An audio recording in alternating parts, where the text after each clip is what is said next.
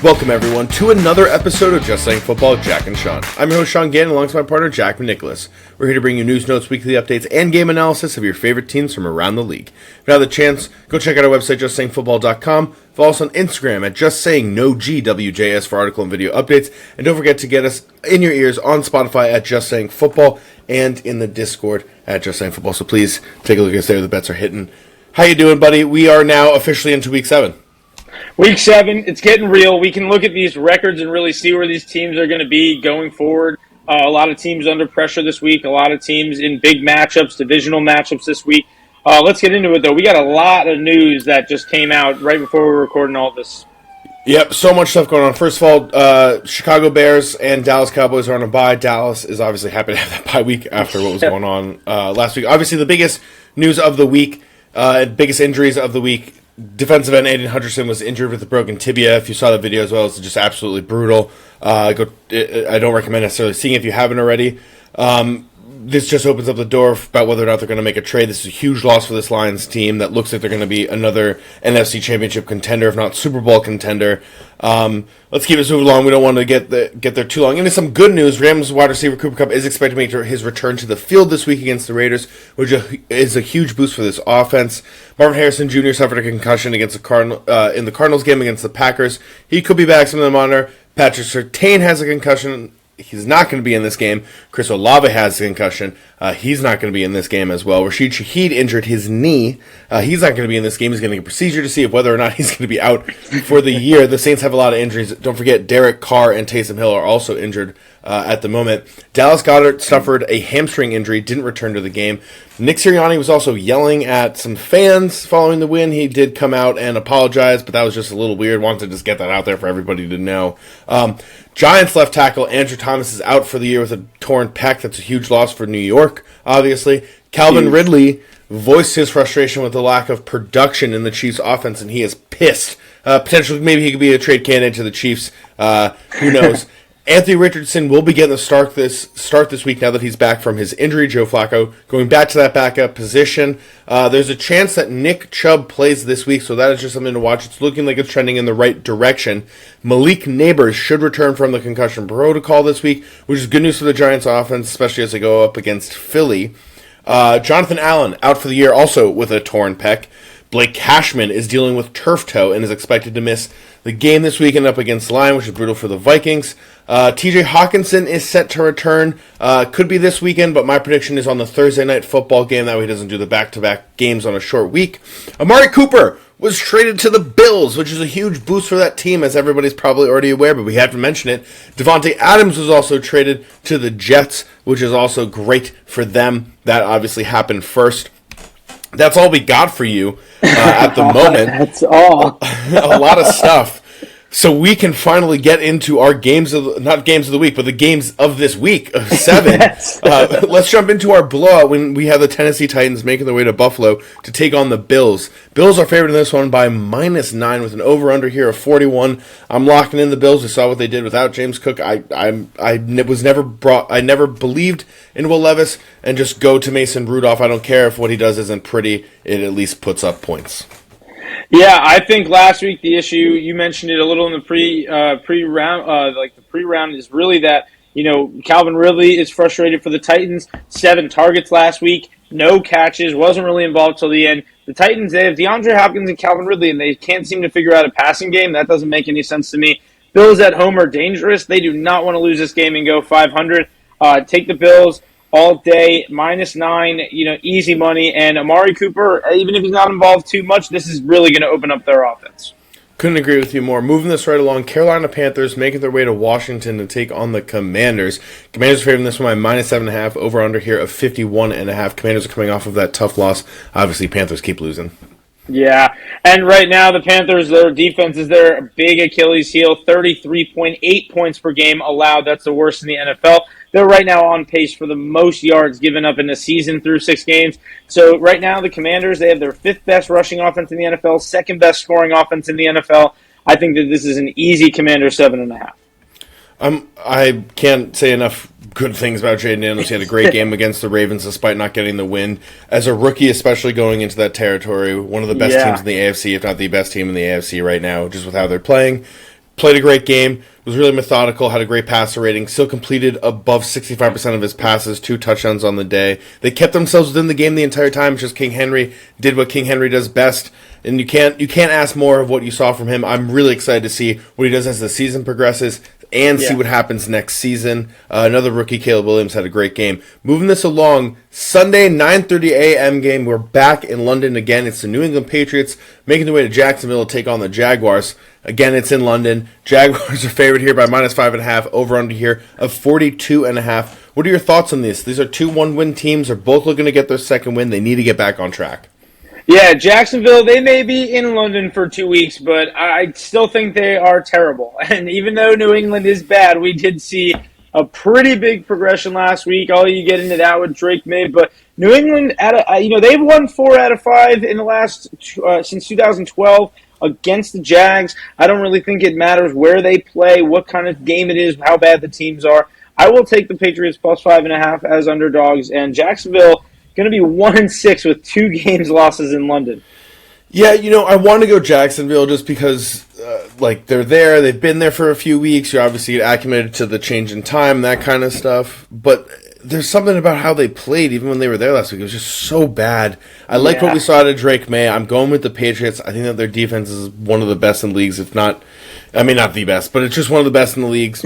Yeah. At the moment, despite their terrible play. I think Drake May, again, showed some flashes on the deep ball. He threw 3 touchdowns. Despite it being a lopsided game, I thought he produced pretty well. There were some moments where he showed he was a rookie turning the ball over, but I'm comfortable to say that I think they can get the win.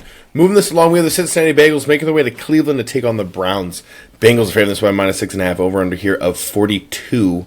AFC matchup is always important, but it's the Browns, man. Yeah, the Browns, another team just not playing bad. That's why they're here in the blowout category. And, Cincinnati obviously getting a huge win against the Giants last week. Right now, Cleveland, especially without losing Amari Cooper, Nick Chubb not being fully back, it's kind of hard to trust them. And Cincinnati, in my mind, they can go 3-4 here. They have the weapons. Chase Brown seems like he's in. Zach Moss seems like he's out right now, in my opinion. Yep, I agree with you. Couldn't agree with you more. I'm sorry for everybody. I said Zach Moss was going to be a huge fantasy factor. He was great for me last year with Indianapolis. Browns just suck. Deshaun Watson sucks. His team isn't good. Nothing more, nothing less to it. They just traded Amari Cooper. Jerry Jeudy becomes their wide receiver 1. That's it. We'll see what he does. Said. I like what we've been seeing out of the Bengals. Jamar Chase absolutely dominated, and Steve Higgins get more involved. Joe Burrow, despite their slow start, he's been playing great. Let's move this along into our meh category. Because the Denver Broncos is making their way to New Orleans to take on the Saints. Denver's favored this by -2.5, over under here of 37. This is a Thursday night football game. Sean Payton returns to New Orleans. Obviously, that 2009 Super Bowl championship. How are you feeling this one? Yeah, obviously, definitely a big homecoming for him. I'm sure he wishes that both of the teams were kind of fully healthy, a little bit more of a competition. But, when you're playing down in the Metrodome down there, you're going to be in for a showdown. I think this is going to be a good game, but, we never really know. Thursday night, not too good of teams. The only thing I'm really loving betting-wise in this is going to be a Cortland Sutton touchdown, because I think it's like +240 just because nobody believes in Bo Nix. But he has progressed. He has thrown over 200 yards in 4 out of 6 games. But we got to see how Spencer Rattler is going to do. It's just the injury bug. It sucks. It happens to everybody. It's fantasy. It's real life. It's everything. You got Derek Carr out, you got Chris Olave out, you got Rashid Shaheed out, and you got Taysom Hill out. These are just big names. That's your wide receiver 1, your wide receiver 2. You can rely on Alvin Kamara, but the Denver Broncos have a pretty good defense. I'm locking in Denver in this one. I think it's going to be a tough one for the Saints. It wouldn't surprise me if they get the win. They are at home. It's only 2.5 spread here, but I just think everything's going in Denver's way for this one. Moving this right along in our Met category, we have the Miami Dolphins making their way to Indianapolis to take on the Colts. Indy's favored in this one by -3 with an over-under here of 44. Again, Anthony Richardson is back in this game. Joe Flacco is going to be back to his backup position. I was a little surprised by that. I think it might benefit Richardson to learn a little bit from Joe Flacco, but I'm not there in the building. What are your thoughts on this one? Yeah, this one is going to be tough. I don't really know how to make of these teams right now. I truly do think that, they should be giving Anthony Richardson somewhat of a chance, but how do you deny the fact that Flacco's there? Our guy Josh Downs is playing great for Indianapolis, and I feel like, they keep sneaking by these wins. They're at home. They're favored. But the Dolphins just unfortunately just not what we've expected this year. A plethora of injuries, especially with Tua, and we're just not seeing the production out of Tyreek Hill, Jalen Waddle that we want to. I think this could be a great matchup for Josh Downs and Jonathan Taylor if he plays. So I will take the Colts at home. Yeah, we just talked about the injury bug with one team. It's the injury bug again for the second team, and when you drop down your starting quarterback, obviously it changes the entire dynamic of your team. We saw what Tua did last year, fully healthy. He was electric. It was great. This offense was high flying. Any moment they could score a 99-yard touchdown. He gets injured. Again, it's a brutal injury. We hope the best for him. He might return in the coming weeks. That's been the rumor out there.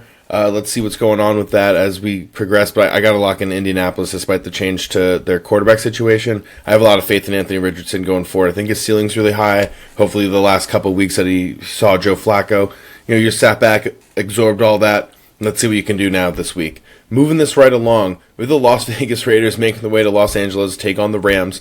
Rams trading this one by -6.5, over under here of 43.5. You gotta just wonder, is everything okay in Vegas? They just traded Devontae Adams to the Jets. You got Max Crosby pushing coaches. You got terrible quarterback play. What's happening? What is going on? What is you going got on Aiden O'Connell starting? You get rid of your top receiver, and everybody's like, what's going to happen now? And all I can think about for the Raiders is that Brock Bowers is going to go absolutely wild the rest of the season. Alexander Madison's playing well right now, but I got to say, it's weird because you look at Los Angeles, they're 1-4. They are favored by 6.5. I feel like I'm going to have to take the Raiders plus 6.5 on this, but not to win because I think that they're not traveling too far. They've played the Rams recently in the last couple of years, but, Cooper Kupp, I think it's at least one more week before he gets going. Yeah, I just got the report on the phone. Video of Cooper Kupp running around. So McVay say it's possible that Cooper returns this week from ankle sprain. Obviously, I feel like Vegas is like -6.5. He's going to dominate. It's going to be his game. If Kupp is in, I'll take the Rams, so I'll stick with that. I'm going in with the expectation that he's that he'll be in there. So I trust them to get the win. I just think that it's too explosive, that offense, once he's in there, and then hopefully Puka can return. Because that first game was absolutely insane. I would love for them to get back on track. The NFC West, there's some losses to both the 49ers and the Seahawks, which is pretty important. All of a sudden, they can maybe tie their way in there. All right, moving this right along. It's a Monday Night Football game. When the Los Angeles Chargers made their way to Arizona to take on the Cardinals, Chargers favored this by -2.5, over under here at 44. Arizona just couldn't get anything done on offense once Marvin Harrison Jr. got injured. That was absolutely tough to see. What are your thoughts going into this one? Yeah, concussion for him this early. I worry about that with him, but I will say this is an interesting matchup for 9 o'clock on a Monday Night Football game. Obviously, it's pretty late when you look at that. For them, it's going to be pretty early at 6 o'clock. So for me, I'm thinking, this is going to be a higher scoring game than we expect. I don't really trust either of these defenses, but I love both the running backs in this matchup. Obviously, James Conner has had some shaky games, but he really is productive at the end of the day. And J.K. Dobbins, last week I took his rushing over, comfortably hit that against Denver. I think this is a similar matchup in prime time. I don't know what's going on with Justin Herbert. They got to get him another weapon. I feel like they could get him one by the end of the trade deadline, but I don't know who'd go there. I will take the Chargers in this one just because I do trust them if Marvin Harrison's out. Yeah, just looking down at my phone, got a weird mid-tier breaking news here. Drake May had MRI on his knee. He went for imaging after Wednesday's practice, so something to pay attention to, I guess, for fantasy lineups if you got a lot of Patriots offensive players in that one. I'll defer from you here. I'm going to lock in the Cardinals. I think what we've seen out of this offense is trustworthy. Hopefully James Conner can get back on track. It's been a tough outing for him. If Marvin Harrison Jr. is in this, I think they can absolutely win this game and absolutely dominate this game. He's shown a great ability to be open. Just want to shout out loud McConkey, 5 games, 19 touches, 215 yards, 2 touchdowns. Obviously, the Chargers do need another weapon. Feels like that offense could get going a little bit more if that happens. But hey, they're sitting here. They're kind of still in it, whether or not we like it. All right.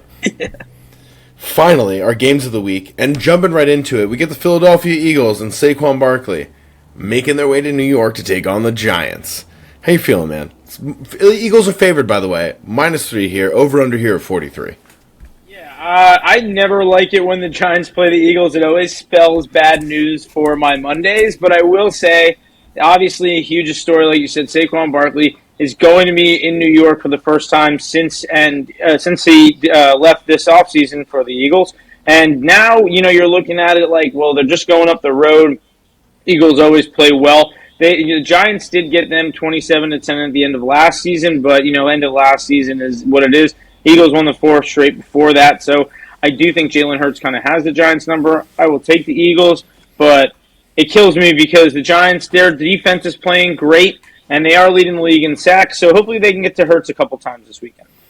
Yeah, I'm looking at this, and I want to go and say the Giants and say that they're going to win.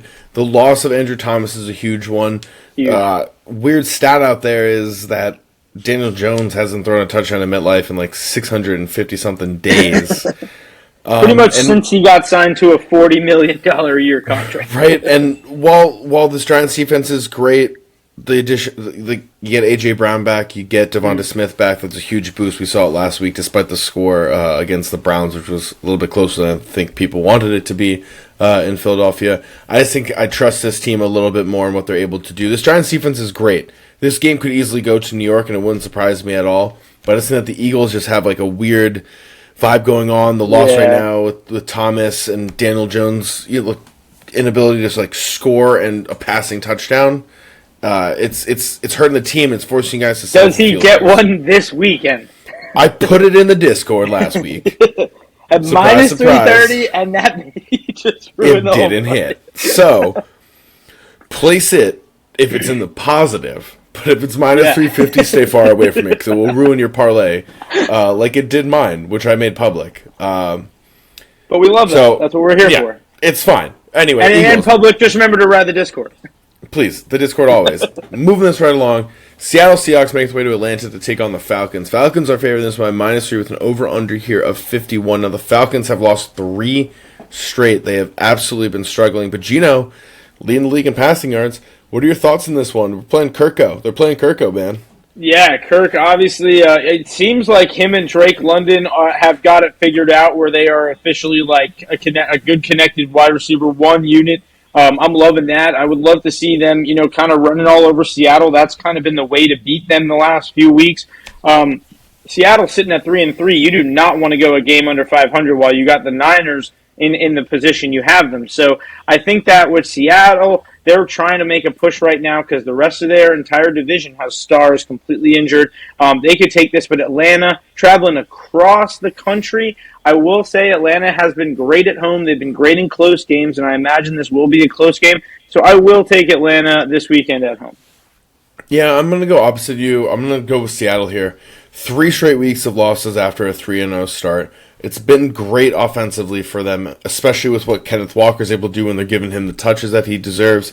Jackson Smith and Jigba's been a great part of this offense. Obviously, DK Metcalf can do his thing despite a couple shaky weeks. I think he'll get back on track this week. And Tyler Lockett's still there, and you can't sleep on him necessarily. I think that this defense finally gets it right. It's a 1 o'clock game. Obviously, that's Kirk's favorite time of day to play. It's when he has a tendency to dominate. And I do want to just shout out Darnell Mooney. I think that he's been a great wide receiver, too. He's found a good connection with Kirk Cousins as well. Going to be very interested to see how that relationship grows as the season continues. But I'll go with Seattle. I just think that they got to get back on track. This defense for the first few weeks was absolutely electric. I think that they can have the ability to get back there. Let's see if they can do it against Atlanta. Moving this along. We have the Houston Texans making their way to Green Bay to take on the Packers. The Packers are favored this one by -3.5, -3 with an over-under here of 47.5. Now, a healthy love is something that the NFL should be fearing right now, but the Texans, I mean, them Ravens, we'll throw the Chiefs in there because they've won a few, but their play is shaky. We'll get to that in a little bit. What are your thoughts on this game? Yeah, I think you said it best. Jordan Love has been dangerous this year. He only has 146 attempts in a small sample size, but he has 86 completions. He's still throwing about 300 yards a game. I'm expecting passing overs for both of these teams this weekend. Joe Mixon, honestly came back from that ankle injury looking amazing. I think that when you look at the other side, you've been saying it all season, Sean, it is impossibly hard to play in Lambeau when they're playing well. So I will say I love the Texans on the road this weekend just because they are playing great, and I think Stroud is going to have to pass more than he expects. But I will say I do think that at the end of the day, the Texans have it figured out without Nico Collins. This will be another really close game. Yeah, I hate picking Green Bay, but like you just mentioned, they play so well at Lambeau when they're winning. The vibe is there. The offense is flowing right now with Jordan Love, and whether or not we like it or not, I think he's third right now in league in passing yards. He missed 2 games in passing touchdowns, and he missed 2 games. They're playing great. We saw the 4 touchdown performance against the Vikings, but he got 3 picks as well. But that's that's a few weeks ago. But you're going to see that this team is absolutely electric when he's in. Malik Willis was great, obviously, when he had to fill in. But I can't take them not at home. If the Texans win this, I wouldn't be surprised. Texans are a great team. Daniil Hunter has a lot of familiarity against this Green Bay offense. Yep. But it's Lambeau. Vibes are going to be immaculate. I'm excited for it. All right, we have two NFC North teams here. The Detroit Lions make their way to Minnesota to take on my Vikings. Vikings are favoring this by -2.5 with an over-under here of 50. Now, obviously, this is a huge game for the NFC North. The winner of this game will be first in the NFC North because the Lions have a 4-1 record. All right, now we get into the division. Now these are the ever so important divisional games. You go first because as you can already see, I'm beginning to monologue.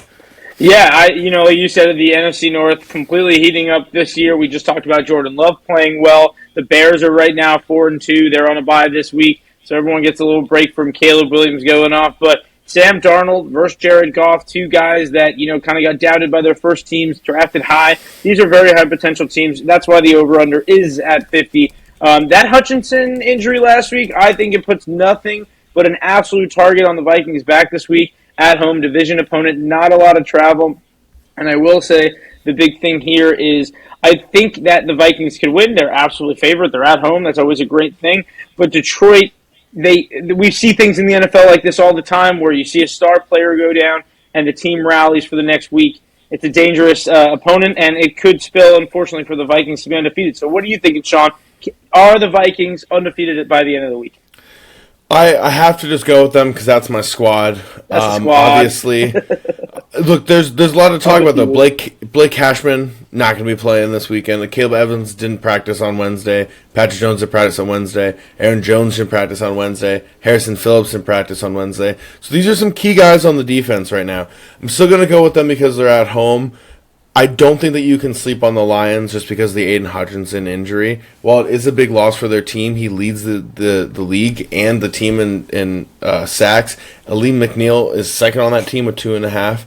There's still a great offense. This offense can drop 50 on you at any given moment. We saw what they did in Dallas last week. They had 5 designed passes to offensive linemen, okay? Do you know how disrespectful that is to a team? All right, that's incredibly disrespectful. The Lions were so disrespectful to Dallas last week. Okay, that was 4 different trick plays birthday. To offensive linemen. I've never seen that in my life. Come on, happy birthday, Jerry Jones. Yeah, happy fucking birthday, Jerry Jones. So I will not sleep on this team, but I'm gonna ride the Vikings one more week just because we're at home. Skull Chan's going to be going. Fans are going to be there. I'm sure my uncles are going to be there. It's going to be a great time. I'll lock them in. And exactly. And look, we had 2 weeks to prepare. All right. There's no excuse. There's no excuses. We came back from London. We got right in that room and started working. All right. Moving this right along. We have a Super Bowl rematch. Kansas City Chiefs are making their way to San Francisco to take on the 49ers. 49ers are favoring this one by -1.5. Over under here of 43.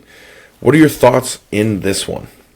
The Niners, they have obviously figured this out with Jordan Mason. There's nobody with more rushing yards, and he went down last week. They got a third running back, what's his last name? I forgot his last name already, and he had 100 yards last week. That's kind of proven the fact that anybody behind this Niners O-line is a threat. I think that the fact is Kansas City, we've seen them in a lot of primetime games, get a lot of wins. We've been talking about that. I think San Francisco is going to get them bad. They've been definitely circling this on their calendar the entire year. It's Super Bowl rematch. We see this all the time. Guys there's a lot of these guys on the same team. Not a lot of turnover for these teams. So I think it's a big week for Deebo Samuel. I think it's a big week for George Kittle. Brock Purdy obviously wants to prove when he goes up against Pat Mahomes that he can beat him.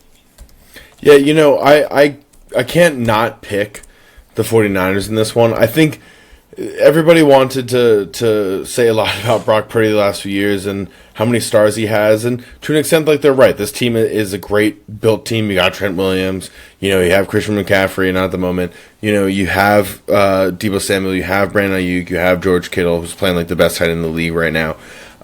So shout out to him. I just can't not take them. I just think that he's just playing too good of football right now. I think they're 32nd in yards after catch at the moment right now. So this is just all him, all of them just basically catching and getting tackled. It's absolutely insane what they're doing.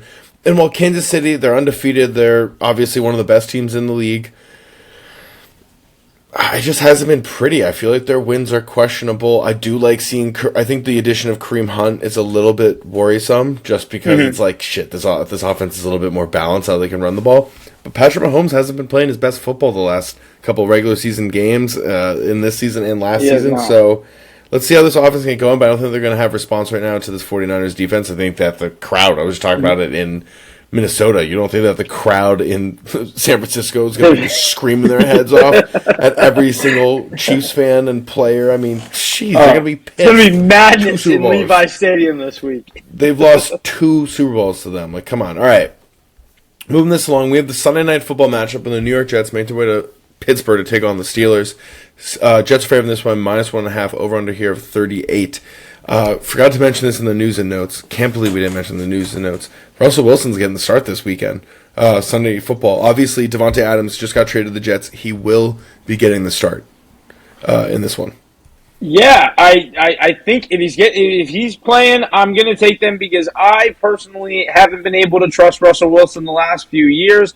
This is going to be a battle of the defenses. We see it here in the over/under with 38. I think that could be actually you could hit the over on that because I think that this could be like a sneaky 20-17 game or something like that. That kind of goes down. Maybe it's close to 38, but if it's 21, you're there. So I will say the fact is the Jets are favored 1.5. This is a weird Sunday night game for me, but I will take the Jets here for the fact that with the Breece Hall getting 100 last week, I think is something to be noted. Yeah, they have a great 1-2 tandem right now with him and Braylon Allen. The thing for me about this is I don't know if this can save the Jets' season, the trade for Devontae Adams. I think it's going to be really helpful in terms of Aaron Rodgers' ability to move the ball down the field effectively in that sort of sense. But look, they play the Steelers, and they play the Patriots, and they play the Texans, the Cardinals, the Colts, and the Seahawks. Now, realistically, I think that they can go 3-3 in that. Yeah. Right? That still puts them at, what is that, a 5-7 record. I know the Jets just have to. If they can go 4-2 in the next 6 games like that, that could be a great stretch. I just think it's going to take Russ a week to get it figured out. It's hard for me to trust him. I want to pick the Steelers so bad. This is just the only week that I feel like I can't pick them. But I want to. I got to go with the Steelers. I can't imagine that this defense is going to falter all of a sudden massively. I think that it's going to be an interesting game. Hopefully Russell Wilson does something. Mike Tomlin, one of the best coaches in the league, doesn't necessarily make these decisions rashly, seeing something that we don't. I got to go with the Steelers. They're at home. I think it's going to be very hard for the Jets all of a sudden to get this win. That was a pretty demoralizing loss against the Bills where you didn't put up any points, I think, in the second half. So yeah, let's see what happens, but let's see. They have a potential still to make the playoffs because of the AFC East. But moving this along, it's our last game of the week, and it's a Monday Night Football game when the Baltimore Ravens make their way to Tampa Bay to take on the Buccaneers. Ravens are favored this one by -3.5, over under here 48.5. You have a fun fact about this game that you should definitely mention. Yeah, the Baltimore Ravens have won every matchup against Tampa since 2006. We were 9 years old, Sean. The Ravens only existed for 10 years at that point. It has only been 5 matchups, so I will shout out that sample size. But Baltimore, has there been a team here? I mean, Mark Andrews scored a touchdown last week. They got him figured out now. Derrick Henry scoring 2 touchdowns.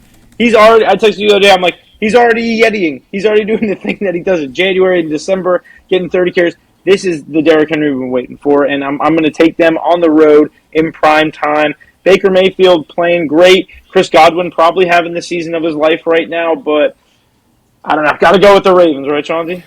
I think I'm locking in Baltimore for sure. I love this Tampa Bay team. I still have them winning the NFC South. They played a very weird first half and even better second half in that game last week against the Saints. I'm very curious to see how they play in this one. But just, it's been talked about all week, and I couldn't agree with them more. Is this like the best quarterback, running back, rushing duo? And like, yeah, it is. This is Madden right now. Like, this is Madden game. Highest yards per carry in the league is both of them.